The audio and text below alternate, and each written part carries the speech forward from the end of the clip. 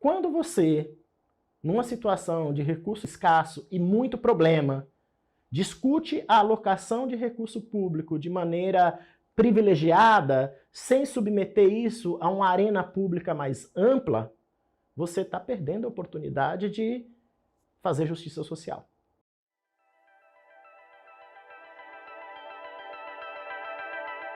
O objeto do artigo, o objeto central, foi discutir o processo orçamentário brasileiro, o último processo orçamentário que ocorreu de 2021 para 2022. A importância é porque, na verdade, o orçamento público é a principal peça para a execução de políticas públicas. Mas não só isso.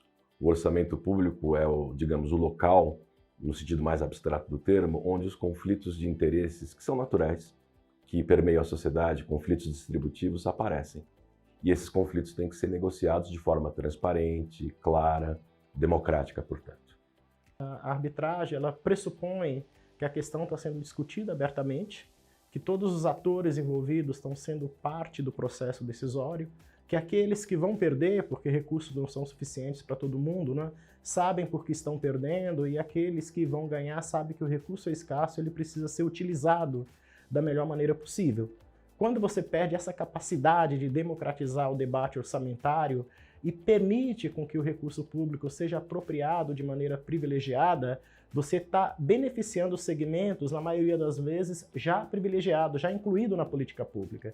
E aí o orçamento perde a capacidade de promover justiça social. Perde a capacidade de ser redistributivo, né? Que é aquela história de fazer deslocar recurso para quem não tem, tá tirando mais de quem tem. Então essa arbitragem ela é crucial para poder fazer os princípios do Estado Democrático de Direito e, sobretudo, a função do governo, que é promover justiça social e, obviamente, que reduzir as assimetrias, tanto sociais, quanto de poder, quanto econômicos, e, ao mesmo tempo, também promover melhoria de qualidade de vida. Quando você não consegue arbitrar o conflito distributivo na discussão do processo orçamentário, você perde o orçamento como instrumento para a execução de política pública. Ele deixa de cumprir o seu próprio papel. E mais do que isso, quando não se arbitra o conflito distributivo que é inerente ao processo orçamentário, isso é um sintoma de que existe alguma coisa de errado do ponto de vista de governabilidade. É uma questão de política, nem tanto de economia política.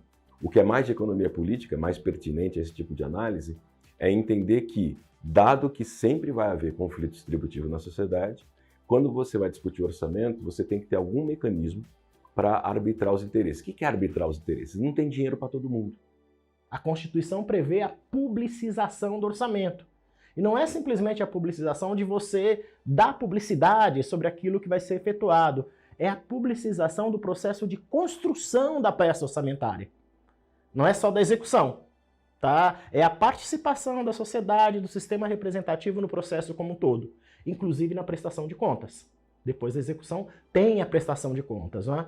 Então, quando você fala em orçamento secreto, você está violentando esse processo. E violentando na contramão da radicalização das políticas de transparência que vem ocorrendo desde a publicação da Constituição de 88. Quando você, numa situação de recurso escasso e muito problema, discute a alocação de recurso público de maneira privilegiada, sem submeter isso a uma arena pública mais ampla, você está perdendo a oportunidade de fazer justiça social. Ou, no mínimo, de ter um alvo mais direcionado para aplicar o recurso naquilo que é mais urgente e mais necessário. A conclusão é até um tanto óbvia. O que nós precisamos fazer é seguir o que está na tradição orçamentária, na lei orçamentária, é seguir o que sempre foi feito do ponto de vista, no período recente, do processo orçamentário.